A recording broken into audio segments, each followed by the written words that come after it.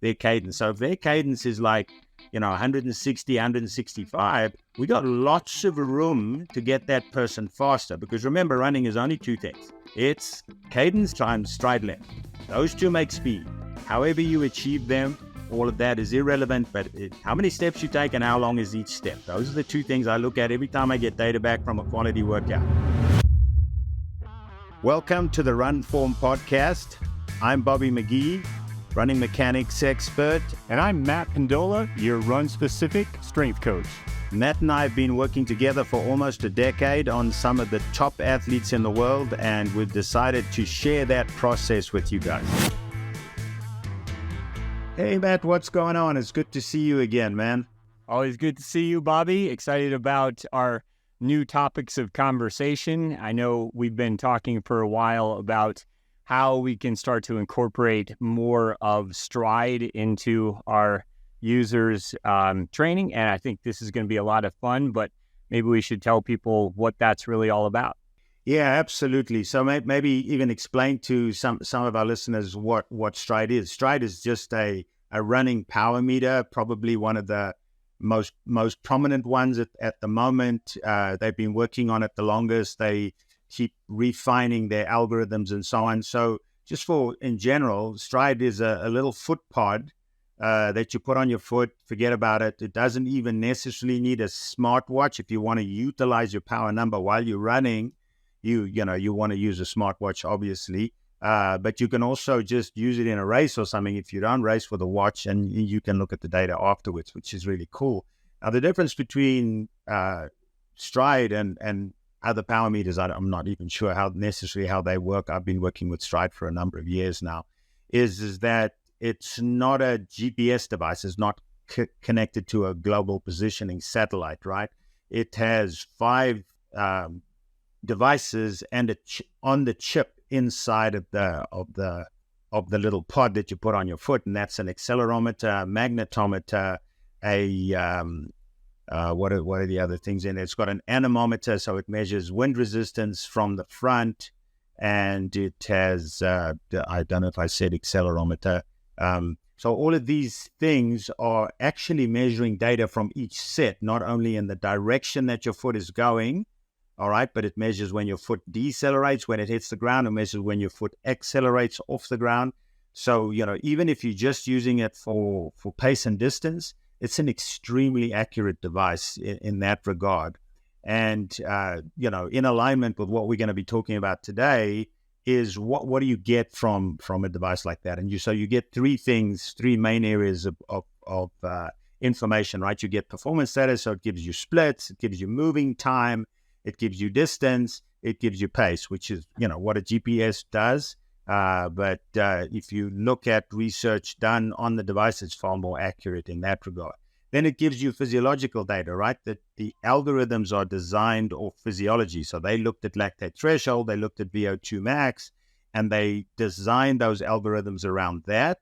And to be quite similar to cycling, because cycling has that pure power number, right? So what's so exciting there is that you are getting an external data point as opposed to an internal data point like glucose or heart rate or core temperature and that kind of thing. So it's just saying this is what you're putting out. It doesn't matter what the surfaces you're running on, what the conditions are, how hot or how cold it is. This is your power number, right? So that's pretty cool. And then the part that we're going to work on today, which is the mechanical data, right? So what are your legs and your feet doing that is producing that speed, right? And so today we're going to be talking about specifically cadence, but in the following weeks, we're going to be talking about ground contact time. We're going to be talking about leg spring stiffness. We're going to be talking about vertical oscillation, how much you go up and down, and we're going to be talking about stride length. Those are the primary ones that we are going to touch on.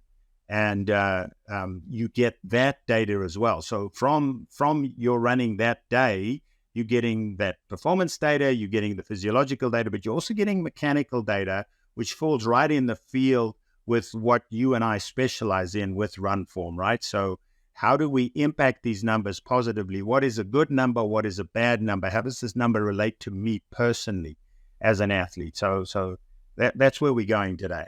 Yeah, and I would say too, for people who don't have Stryd, or they're maybe considering getting something like Stryd, but we're going to be talking a lot about what we can do to be able to work with, let's say, our oscillation, right? And how we can start to work on drills and mechanics that are going to support better glide, if you will, right? And so what I want to just reiterate here is that if we don't have a Stryd monitor, that's something we can consider and maybe make a decision on if you're listening to this and realize that it is something that's valuable enough for you to make that purchase. We have no affiliation with that, but it's more to me about also just getting the information to know how you can improve your running, even without a monitor, taking this information and putting it into your toolbox. Yeah. In the show notes, we'll put a little discount as well, that if people are interested, I have an arrangement with a company that they'll give 15% discount on a device if people are interested. It's Bobby McGee Coaching with a lot of caps in it, but we'll put it in the notes. Yeah, we just were talking to a marathon runner last week. He's training for the Chicago Marathon. And I know that with him, I like to bring up an example like him because he's definitely more of a perceived effort kind of person. He likes to definitely work a little bit more on his autonomy for his running. And so you did suggest to him that he gets this Stryd even just for you as the coach to look at these numbers, to be able to give him better feedback. And so I know he's going to start to use that, but it's going to be kind of that relationship where we see what we have to work on a little bit more. In his case, his cadence his gathering is quite good, and we just want to be able to work a little bit more on how we're covering that ground more effectively for, let's say, 6:15 pace rather in the last 10K of the race. And so that's, I think, where that kind of data can be really useful, right, Bobby? Yeah, no, exactly. That's what's so exciting, right? So we haven't necessarily accelerated our understanding of running as fast as we have accelerated our ability to get data from running. So that's what's so exciting to me, right? We expanding two things, right? We expanding the power of the microscope. So we're getting a lot of granular data that we can impact, and we're also expanding the size of the telescope, right? So our global, in terms of looking at what we're looking for, is so fascinating, right? So the sprint coach is all caught up in pure speed, right? How fast can this runner go over 60 meters, 40 yards, 100 meters, right? And so if you look at the time spans of those things, you can see it doesn't fall into the world of physiology. And you look at most of the training in the world of endurance, they don't have a lot of studying on mechanics, right? The concept of mechanical efficiency is pretty new in the world of running mechanics, and it's pretty accidental too, and it's always been around form of its function. If you run enough, your gait will economize, right? Which is true, but with our triathletes and with our weekend warriors, often breakdown comes way before adaptation, right? And so we're trying to short circuit that. So it's kind of exciting that you measure that, right? Because if you look at, research about speed and about running mechanics, it's always done in kind of like a fresh environment, right? And all of our work is done in a interrupted, fatigued environment. So, what becomes possible is we can do this miraculous kind of work if somebody has a good gait to start with, right? Now, all you need to do is optimize the training, the strength and conditioning, and that sort of thing, and then when you say to me, Bobby, that's your kind of field, but, if you see for example, our last work with university level, with Division I level athletes, we analyze their gait, right? And in this particular case, we had an athlete that had a fallen out the bottom cadence, right? Just like a cadence that was utterly not sustainable, right? And you were like just chomping at the bit to get at that athlete. And so was I, right? And we were working on a hierarchy. I worked with the athlete, then you worked with the athlete, and then I finished off with it. And we had this massive improvement in cadence. And I think it was like 2 weeks later, we got a video from the coach and the coach saying to us, actually one from the assistant coach, and the assistant coach saying to us, oh my God, this is not the same athlete that showed up, right? And so in terms of fitness, those kind of changes could not have occurred in a 2-week period. And it might have been less than a 2-week period, right? But suddenly the gait was completely different. The cadence was like off the charts. And that was a case of, back to the sports psychology too, the athlete's understanding of what running was also impacted. Like, oh, okay, it can feel that easy. It's supposed to feel that easy. I'm going faster. What the hell's going on? You know, and you did your magic. I did my stuff.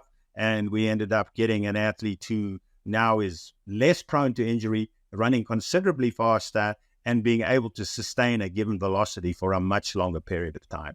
Yeah, I just was thinking about the athlete, junior elite athlete that we worked with about a month ago. We gave him sort of a new blueprint for his movement and also his mechanical loading. And same thing, within a month, we're not really getting that much stronger, but his numbers certainly went up.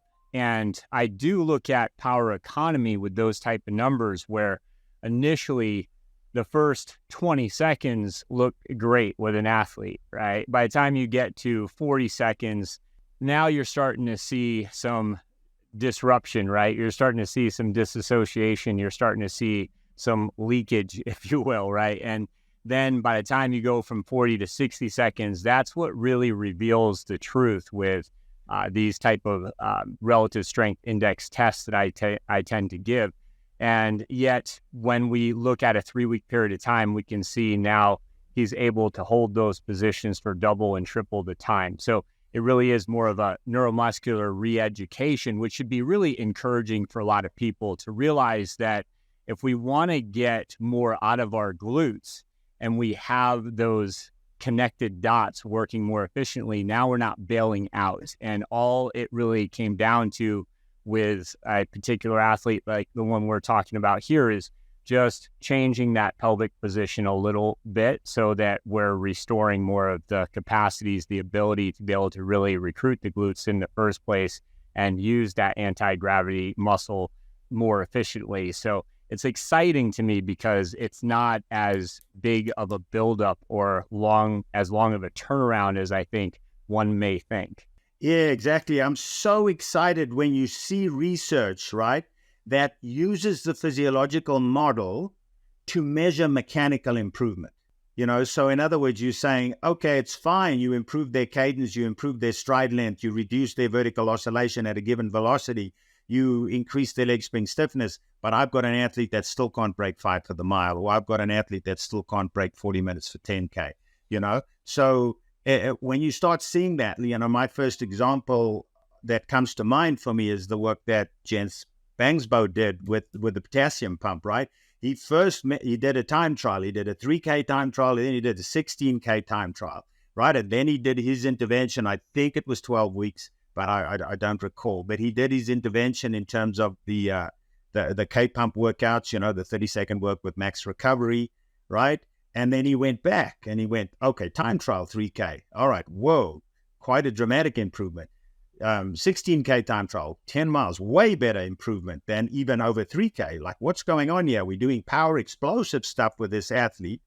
No improvement in VO2 max, no improvement in lactate threshold, which are the gold standards of determining improvement. If you improve those numbers, then your performance should improve.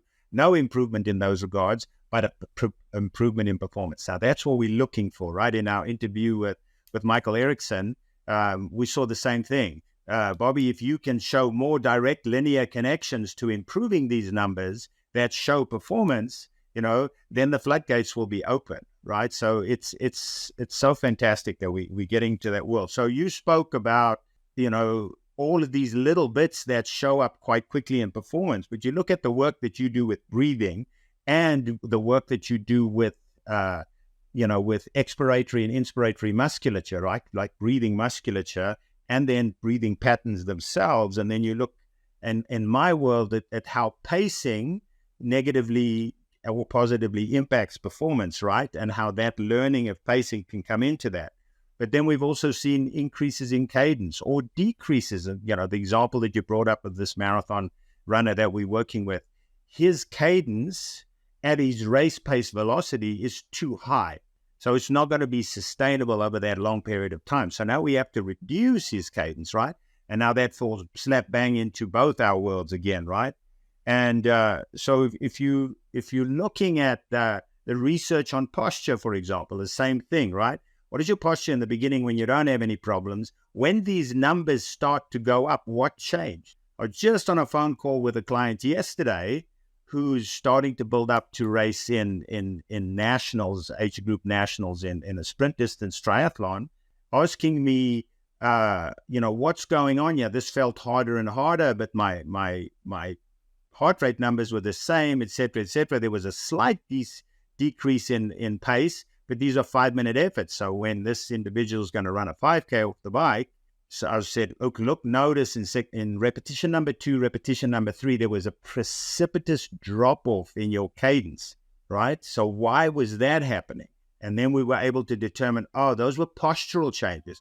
You were more and more upright as the repetition went by, and therefore your cadence was slowing down because you weren't overcoming inertia, right? And we could see that if we didn't have those cadence numbers, we wouldn't have been able to determine that. And if we didn't have the look at how the posture changed, going more upright towards the end, we wouldn't have known that. But we have research that shows that's what causes stitches as well, right? So it's fascinating that when your microscope is bigger, you can refine your interventions and you can make these little gains in short periods of time, that are so exciting.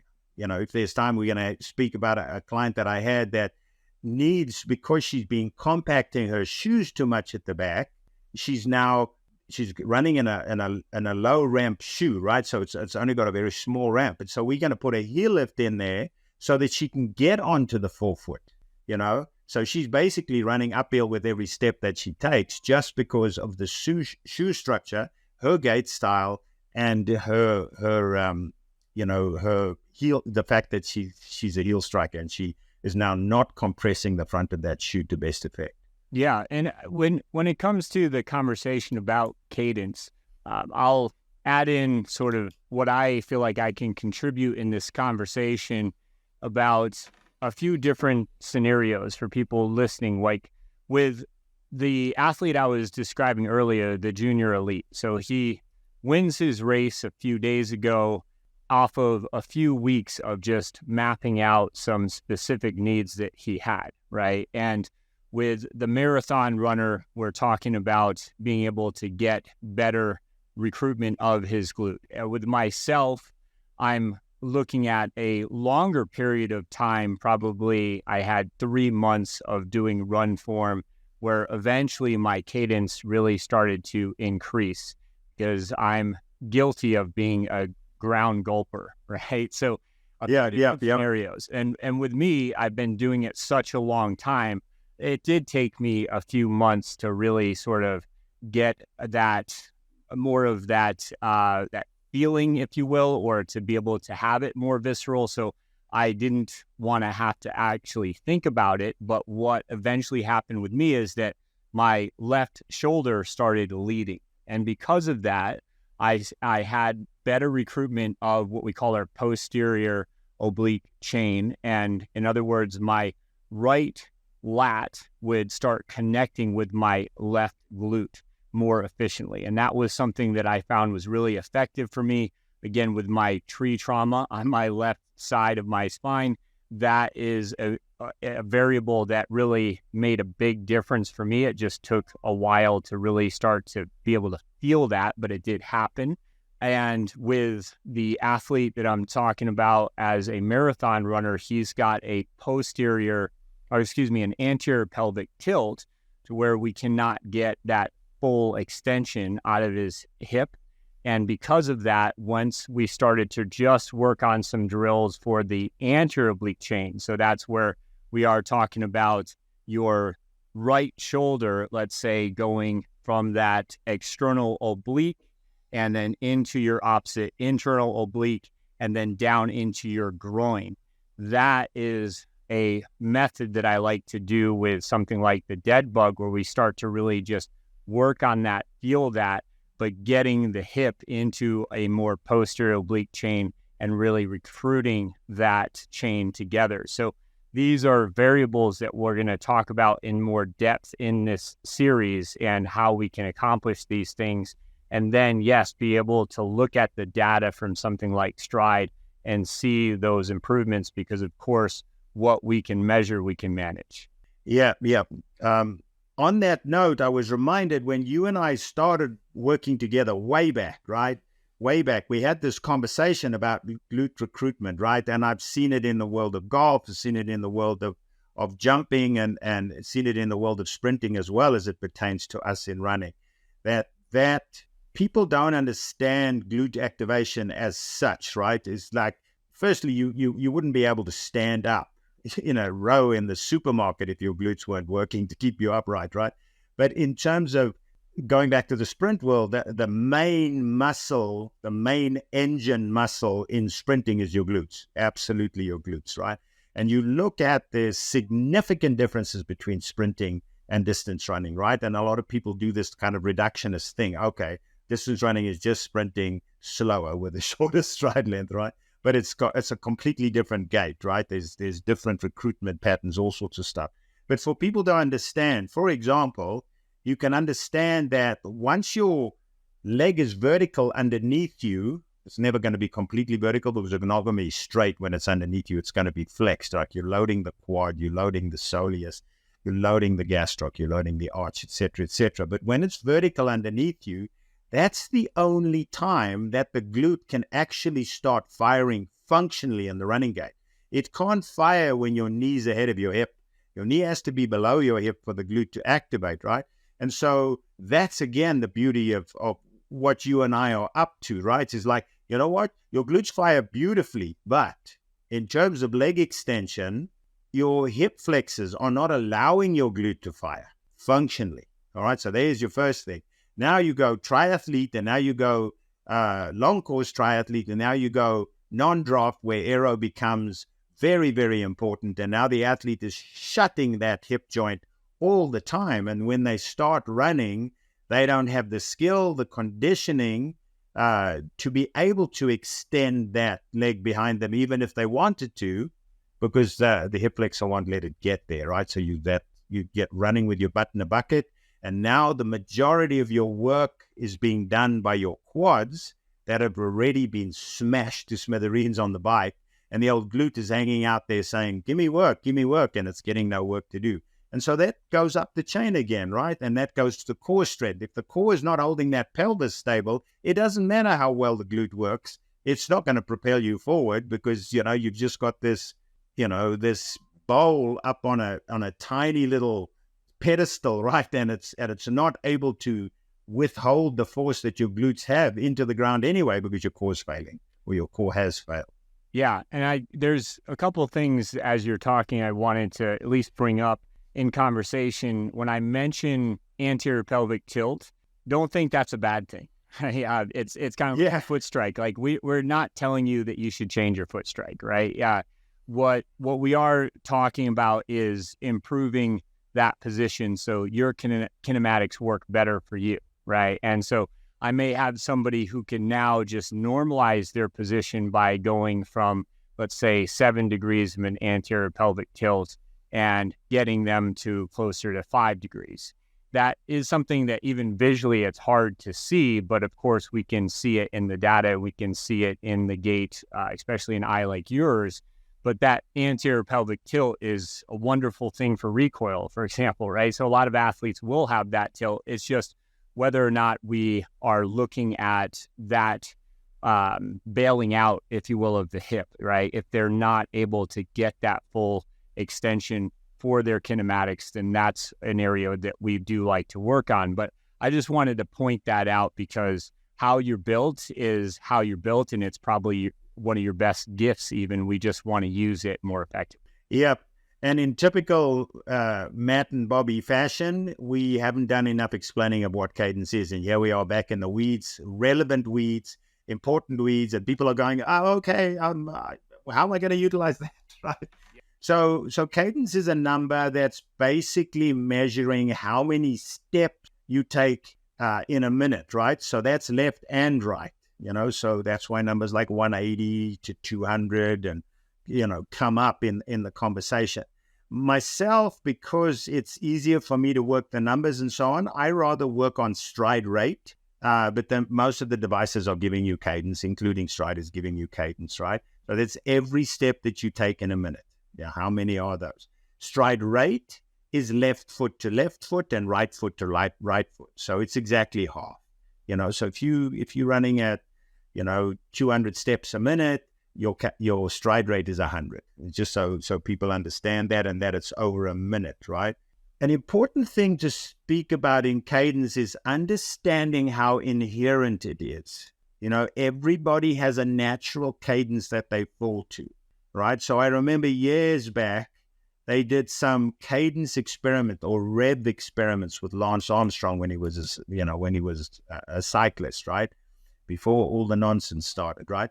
And so they would force him to do some low gear stuff, and he could do some really powerful strength stuff at 45 revs, right? So in other words, every time his right foot or his left foot gets to a certain point in the pedal cycle, right? And then they would make him climb up Pikes Peak, right? So he'd ride his bike up Pikes Peak, and some of those places really, really steep slopes.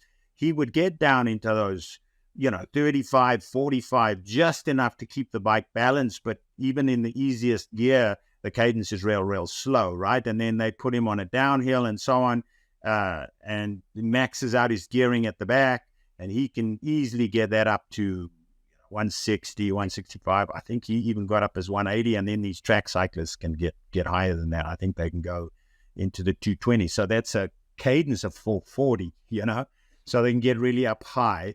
But when Lance is left to his own devices on the flat, with most cyclists, he's cruising his bike when he's not thinking about it. His natural cadence was about, I think, somewhere between 98 and 104. Like he just should spin those pedals.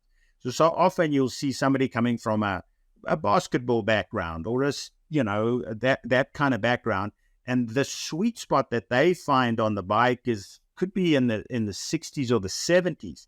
So they're getting very peripherally fatigued very quickly, but they're getting the most power and the most speed out of their bike at that. So that people understand when you change your cadence on the bike or you change your cadence in running, it's a very large neuromuscular component. So I'll often see in running people change their cadence with the interventions that we offer them, right? And when that happens is the heart rate goes up at the same velocity. And that's that neurological part. So it's a really conscious, it's going through a different process in the brain, and you have to be patient to habituate it. And then pretty soon you have more mechanical economy because your cadence is higher, and your heart rate will start coming down until your heart rate is the same or better at the same output. So that's also something one to consider. But ironically, like the two examples we've spoken about today, like the example of your own running, right? You're one of those people that vertically oscillate too little because you're what did you call yourself? A ground eater or something? Gulper, yeah. I'm a gulper. Yeah, you're a ground gulper, right? And that's very rare. Most people, as they fatigue, their groin fatigues, they're not able to maintain their stride length, and so their vertical oscillation goes up. Right? And we'll speak about this when we speak about vertical oscillation, but it's important to know that vertical oscillation, like cadence, is related to speed. So if you're running hill repeats of 30 seconds, your cadence is automatically going to be higher. So this athlete that I worked with yesterday is saying, wow, my cadence was so high. And I'm saying, wait a minute, your cadence was high because you've been training at around about 11-minute mile pace, all right?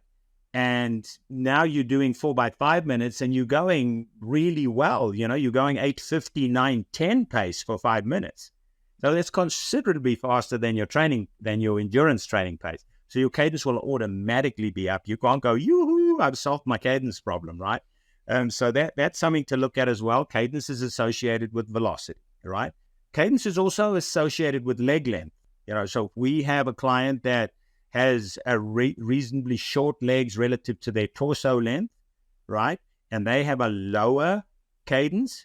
Our job is to up that cadence because there's not going to be so much to be gained by them increasing their stride length. That will have a cap on it before their cadence. So if their cadence is like, 160, 165, we got lots of room to get that person faster. Because remember, running is only two things. It's cadence times stride length. Those two make speed. However you achieve them, all of that is irrelevant, but how many steps you take and how long is each step. Those are the two things I look at every time I get data back from a quality workout. All right, so the cadence went up. Let me go and have a look over here. But the stride length went down. So it came out to the same pace, so that's something important to look at. Add on to that, Matt? Yeah, I was just going to say, I think it might be nice to talk a little bit about quote unquote optimal cadence, because I know the research from Jack Daniels, where he was obviously looking at anywhere from the 800 up to the marathon and seeing what these elites were doing. And that's at least where I found the original numbers that we look at today so often. Yep. But the client you just described, I mean, that's me. I have a longer torso in relation to my height at 6'2". My femur is not very long. And so I got really good at golfing grounds, and maybe that was a necessity for me for a time as I was growing and on the track and trying to run a 10K in under 30 minutes. That was something that I ended up really relying on, my ability to do that. But for now, I'm really happy when my cadence is right around where I should say that 160 number, right? So that for me is a good overall goal. So I'm at the bottom end of that. And if I'm being honest, a lot of my running, it's lower than that. And so I just want to point out that these are just numbers, but what I am really happy about is that my cadence has increased about roughly 5% or so. It took me a period of time to do that, but it's natural. It's not choppy. It's not something I'm trying to do out there. I'm just doing it. So I thought it'd be nice to talk a little bit about quote unquote optimal cadence and what people are striving to do, because I feel like some people are trying to get too high in their cadence at times, things like that. Yeah, I think there's two important things to say there, right? One is cadence is quite natural to the individual. And our interventions with cadence don't mess with the natural cadence of an individual. We would never say your cadence is too low, you need to move it up. We would give interventions that would move up their cadence, all right? And that's important for people to, if they find out that they're at the lower end of what they can do cadence-wise, just thinking, I got to move my feet quicker is a recipe for disaster. You become uneconomical, you introduce risk in terms of injury, and that economy part is mostly shown by, you're just operating at a higher heart rate. But if you do want to look at those numbers, you look at something like, 130, 140 for the average person is too low. Mm-hmm. All right, that is too low. So now bearing in the back of your mind is the faster I run, the higher my cadence will be, right? So when I'm doing my easiest stuff, that would be too low. All right, so anything in the sort of, 150, 155, 165, which is low, but is okay. Especially if you're running like 13-minute miles or something like that, right? It's you to get your cadence up, your stride length would be like half a meter, which would be suboptimal, right? And then on the top end, it's about sustainability, right? So on the top end, what I've seen is, the females, for example, in Ironman or in Kona, in that heat and so on, cadence is a great friend when it's hot because it generates less kinetic energy than a slower cadence where your ground contact time is higher, right? So you'll see those females can go 220. So they can take 110 steps per minute with 1 foot, right? But now you have a speed limit. Those athletes, for example, at 110, they're going to run they're going to run like 35, 36 minutes for 10K. To run faster for 10K, they're going to have to lengthen their stride length because they've topped out. It doesn't mean to say that when those athletes do hill repeats or they do 200s on the track or they're doing some sort of speed development work or speed endurance work, that their cadence couldn't go up higher, right? To go 230, 240. It's just that for half an hour or so of work, they're not going to be able to sustain much higher than 220. So there's that range. type of runner, leg length, and so on. Interestingly enough, and you and I have spoken about this before, very tall runners with very long legs don't have the strength, the integrity around the pelvis for the duration of time required in an endurance event to sustain a stride length that would be this would match up to their leg length, right? So they will start getting a higher cadence the taller they get, or the longer their legs get, because they just can't. You can imagine how their stride angle, how hard it would be to sustain their stride angle. You know, if they like got a pelvis that's 28 inches or 32 inches or something like that, their waist, right?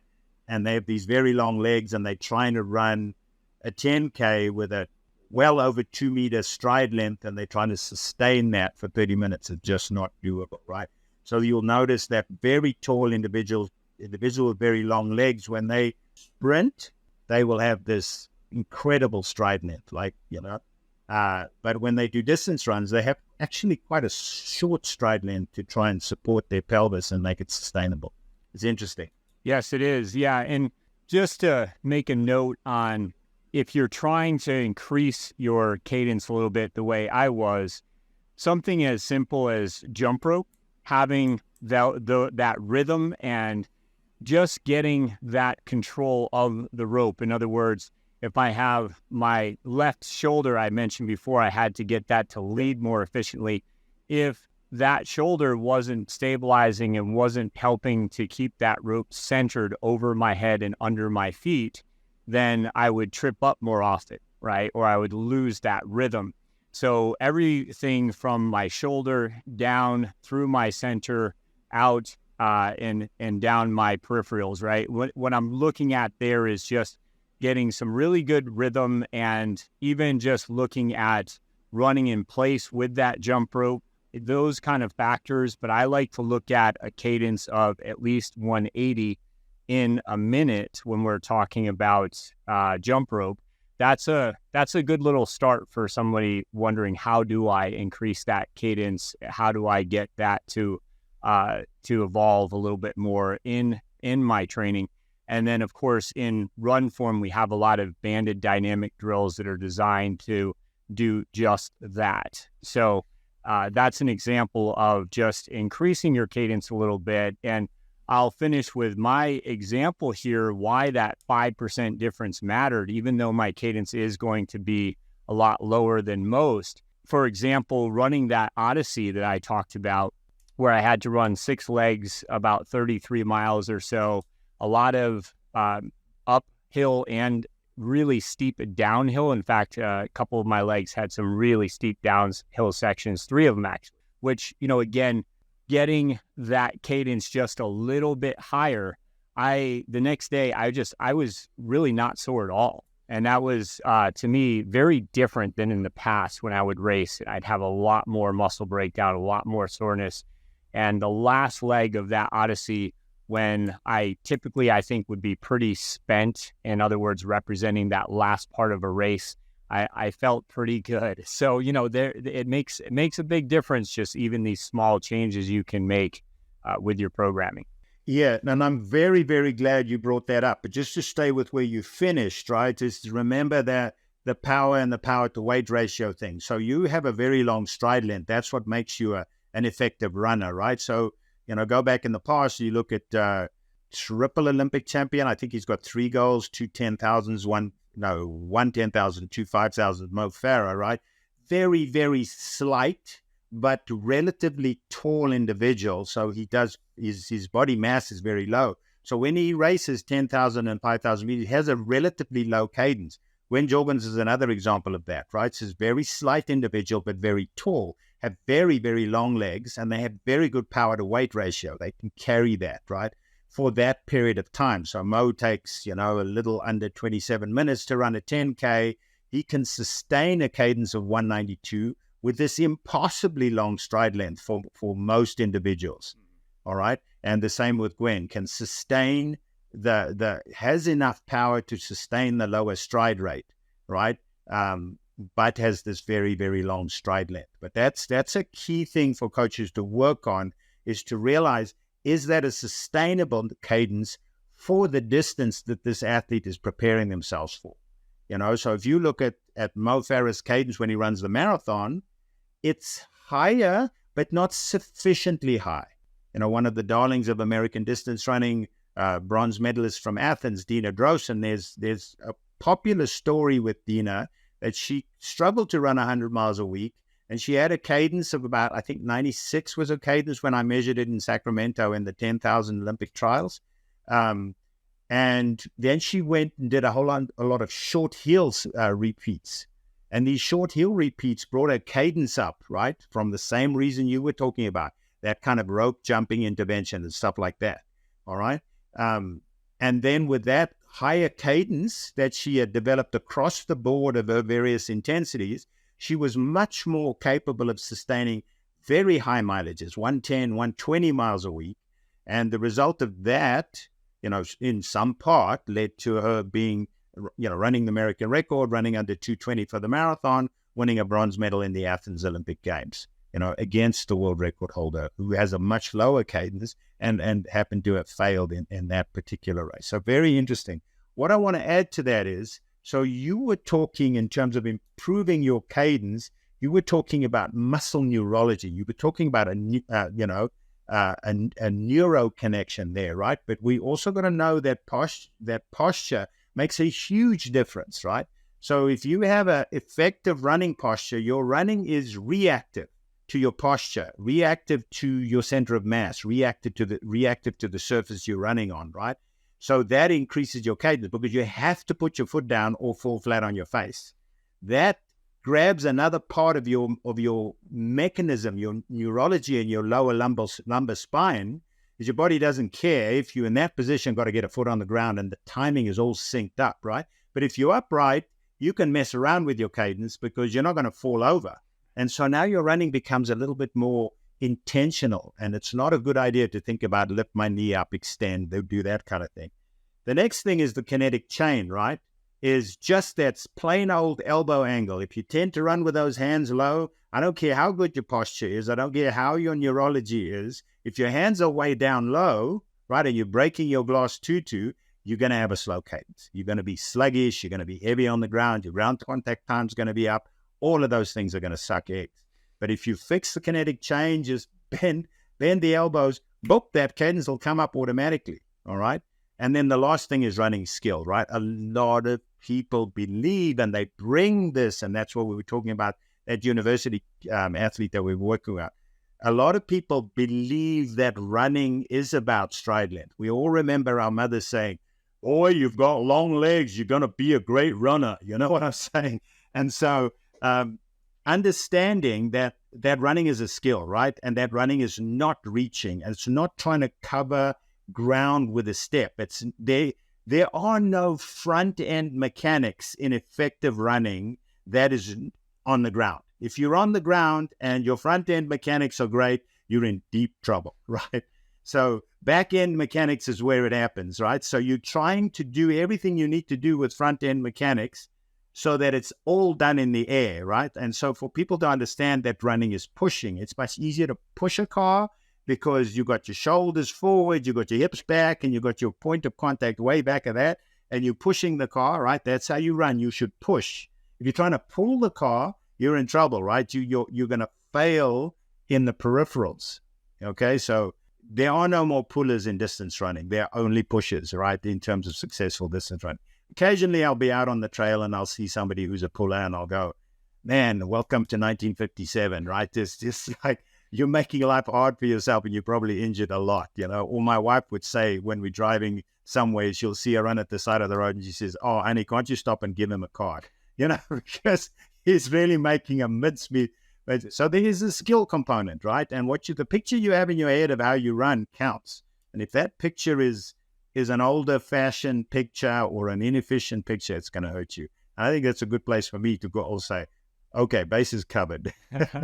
Yeah, and I think we've covered a lot today about cadence, maybe even broken through some myths, right? Because I think when we look at some of the recommendations out there to improve cadence, to me, we're forcing an adaptation. We're learning to do things that are really kind of choppy and not necessarily going to get those back end mechanics going, right? So I don't want to throw stones at other programs to make ours look better, but when you look at our program, we are always focused on those back end mechanics. And that is why a lot of times we do use the bands, right? And I think it's a combination of having that posterior activation or that posterior position where we can have that running flow out of us, along with the RunFORM drills, and the banded dynamics are going to complement that drill,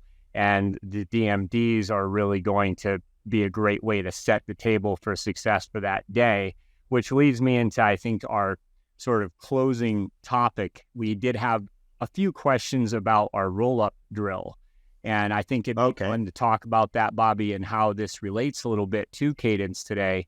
So in our program, we have one of your DMDs, or their foot roll-ups, and I'll let you explain that a little bit further, but why we do them in the first place, I think this fits well in with our conversation today. Yep. I was listening to one of the greatest golfers in the world the other day, Padraig Harrington, and he was using other players to show what he learned from them, right? And obviously, roll-ups have been around for a very long time. Foot roll-ups have been a long time, heel to toes, whatever you want to call them, right? But if you just sit down and think, what are you asking your foot to do, right? You know that the arch has got that trampoline effect. You're trying to load that arch, right? And there's this complex set of tendons that start, under the toes, but then there's a big connection also under the met heads, right? And those tendons have a high degree of flexibility, right? And so you want to be able to load those tendons. But if you're in a very structured shoe, and you have a shoe that you use at work, and it's a very kind of structured shoe, and then you come out and you wear a less structured shoe, or even a super shoe, right? The super shoe is trying to exaggerate what you're trying to do with your arch, right? So you want to bend the big toe. If you don't bend the big toe, then you don't have a windlass effect. You're letting air out of your basketball. You want to be able to load your arch. That's why you have to pronate to load your arch. We all see these slow motion pictures on social media of Eliud Kipchoge coming down on the lateral side of his foot and having this tremendous pronation moment. That pronation moment is tremendously loading those tendons in the arch of the foot for that elastic return, flexing that big toe. That's what those movements are for, right? If the roll-ups, if anything to start with, is they progressively load up that arch, right?